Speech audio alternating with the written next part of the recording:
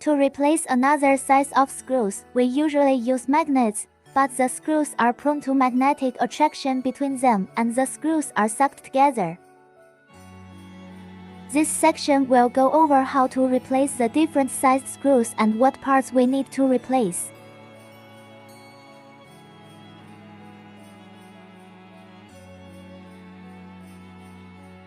Clean all screws on the vibratory ball feeder.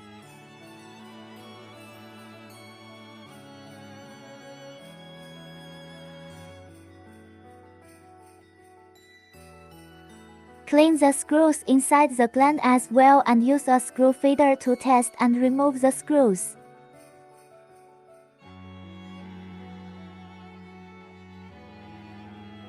Introduction to machine control buttons. Screw feeder, press the button and the screws will be blown out by the gas. When testing the drive, press the button rod and it will rotate. Rod will rotate.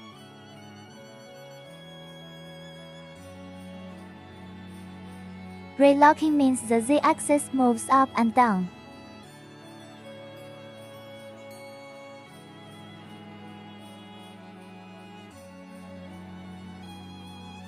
Reset means that all X, Y, and Z axes return to their zero position. The X, Y, and Z axis will not move again after reaching the zero position, so there is no response when pressed. After understanding these buttons, we replaced another set of screws with different specifications. Prepare a set of tools and spare parts components. We provide tools for free, but spare parts and components need to be purchased. Next, we explain how to replace the corresponding parts. Replace the screw channel parts. Remove the two screws on the side.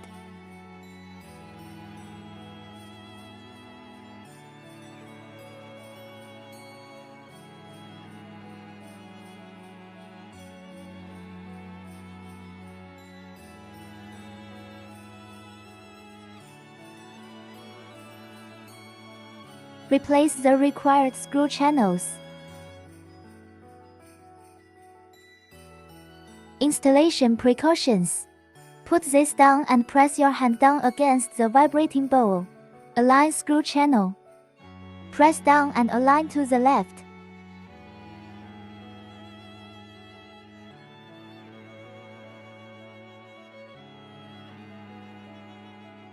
If there are some offsets later, don't worry about it and debug it at the end.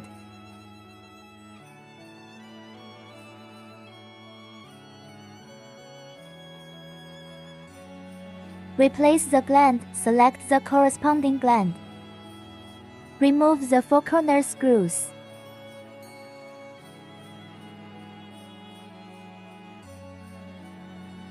This shift fork also needs to be replaced.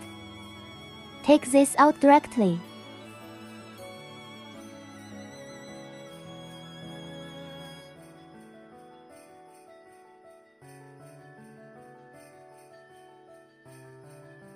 Move the gland back to prevent interference. Check whether all channels are in a straight line.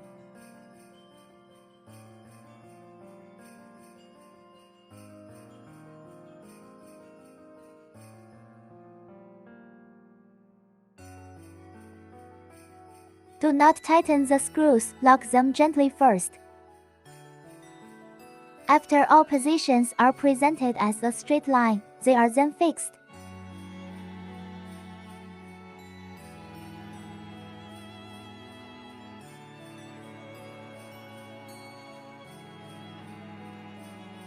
After the screws are assembled, we first test whether this shift fork is flexible. Press the screw feeder to check. Assemble the 4 screws. After checking that there are no problems, assemble the screws.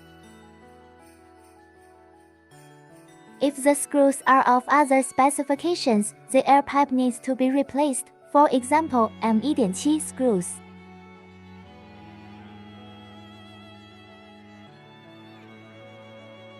Finally, double-check that all parts are on a straight line.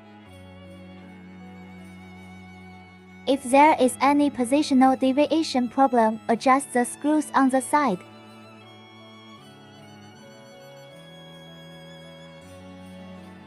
Pour the screws into the bowl. The number of screws should not be too high and should not exceed the discharge opening.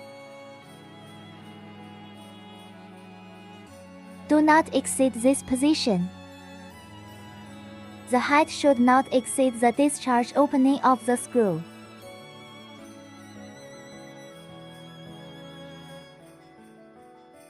Because some screws have to be discharged from here and too many screws are added, the screws will become magnetic.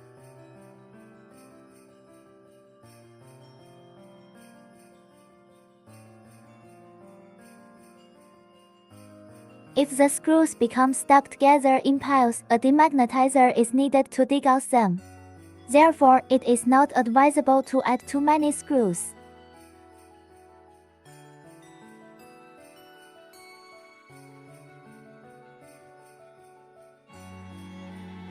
Next, we press and hold the screw feeder to let the screws rotate.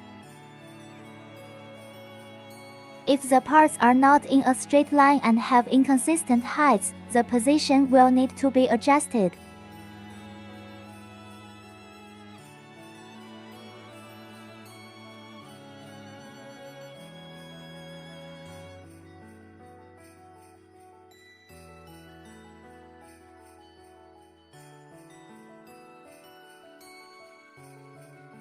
While checking, adjust these two screws.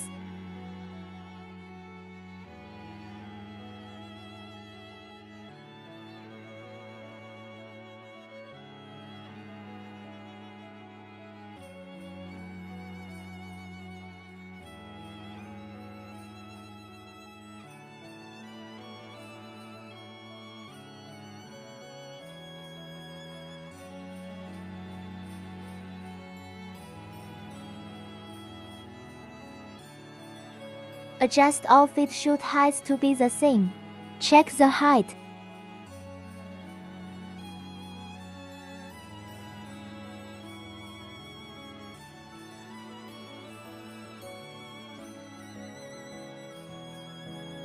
After the adjustment is completed, test the screw feeder.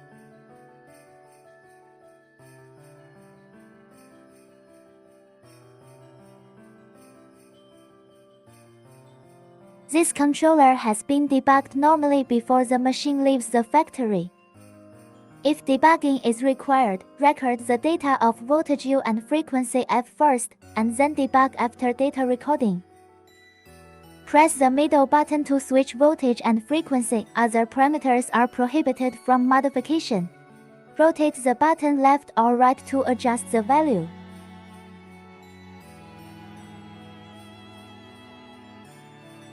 The controller values here are also adjusted in the same way.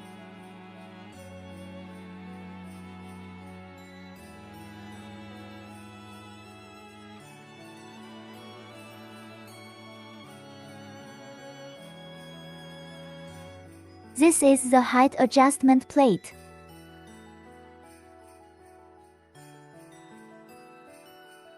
This one is in an inclined state, with the screw inlet being high and the outlet being low.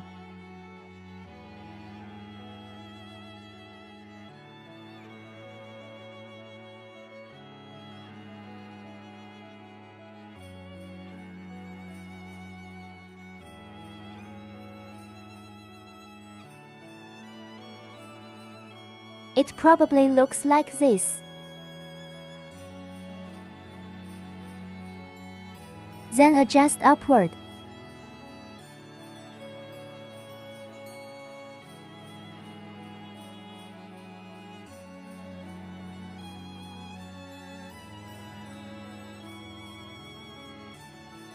Our ultimate goal is to ensure that the screw feeder operates normally, without jamming, and feeds quickly.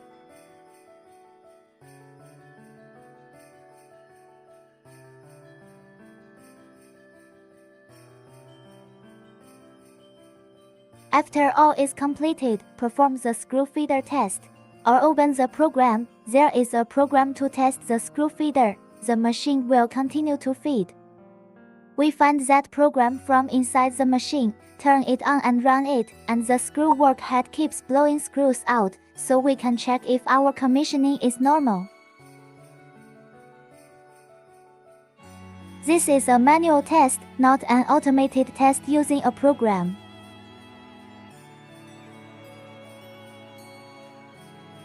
This is a call to the machine program to perform an automatic test of the stability of the screw feeder.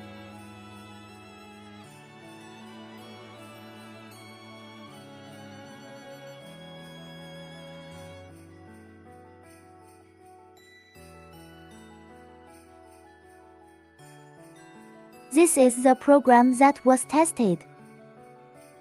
It's okay when the screw feeding is stable and no abnormalities occur. Debugging is complete. Click this to stop. Press Cancel. Then press Reset to return to the origin. It can also be done here. Next, replace the screw work head and batch rod. This has already been replaced and is explained in other videos on, so we won't replace them. Next, we start making the LED module program. Introducing how to debug the LED module holder. Loosen the right side screw to lean flush towards the module.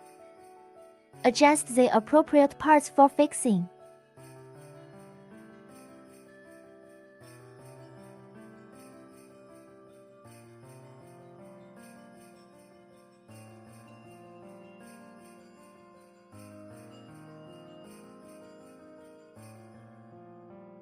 Once the adjustments are complete, we can create the screw assembly program.